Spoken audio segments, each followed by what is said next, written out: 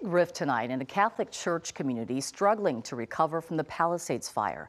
CBS LA's Lauren Pozen is live tonight in Pacific Palisades, where leaders of St. Matthew's have made a decision that's outraging some of the members there. Lauren? Well, Susie, parishioners want a seat at the table because to them this is so much more than a building. It's like a second home. But the church says there's no other option. Places of worship anchor a community, and the parish of St. Matthew is no different.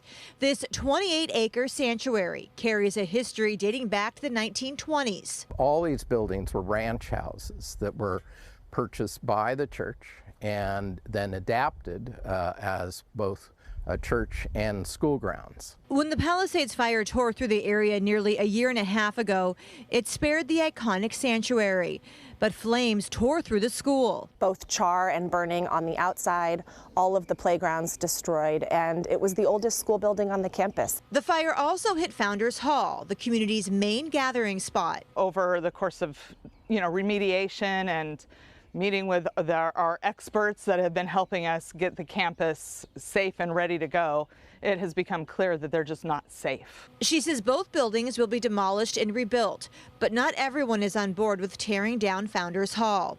A parishioner reached out to CBS LA, claiming many are upset over the decision and feel shut out of the conversation. They told us this email went out to church members Wednesday of the plans, leaving them no chance to save a place they call home. They asked us to conceal their identity and alter their voice over fear of backlash for speaking out against the church. Just grin and bear it at this point. There's nothing we can do because it's essentially gone now. It's bittersweet for a community already scarred by a fire, and that loss of Founders Hall is personal. You lose a part of the character of the community.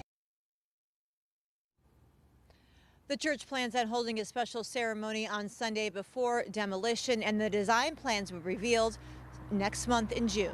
Reporting live in Pacific Palisades, Lauren Pozen, CBS LA.